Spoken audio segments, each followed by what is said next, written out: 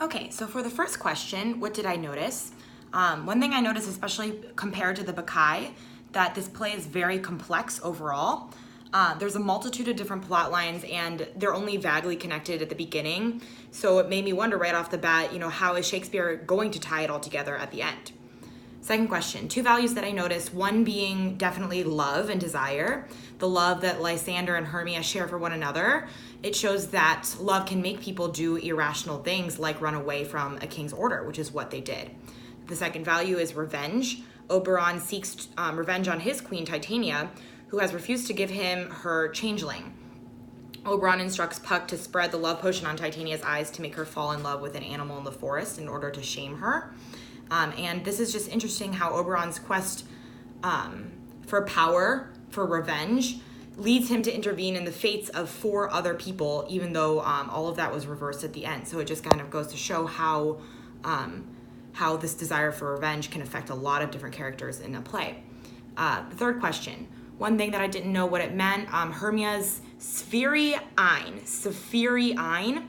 I looked up, this is just an archaic Shakespeare dialogue of or relating to the celestial spheres.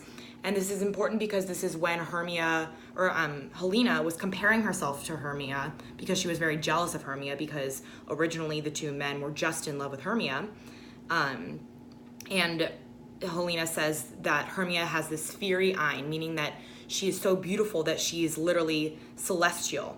And that just adds emphasis to the comparison and how Helena feels next to Hermia. And I definitely felt very bad for Helena throughout this play. She definitely, I would definitely not want to be in her position. Fourth question.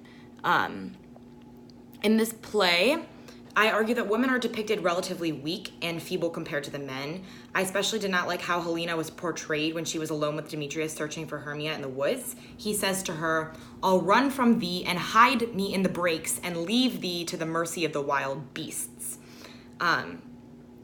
So we're just seeing how, cruel the men are being towards the women and they're just getting away with it. The fifth question, with the contemporary casting, the audience gets to better understand the bizarre relationships between the men and women in the show. So they're better getting to understand the dichotomy between the genders. The true female portrayals of Hermia, Helena, and Titania especially help the audience to further grasp the values of love and desire and what it drives them all to do. So just adding that feminization to the play. And finally, the two questions that I have, why does Helena put so much effort into making Demetrius love her instead of Hermia when he treats her so badly? And the second question, at the end, why do you think that Puck suggests to the audience that this might have all just been a dream?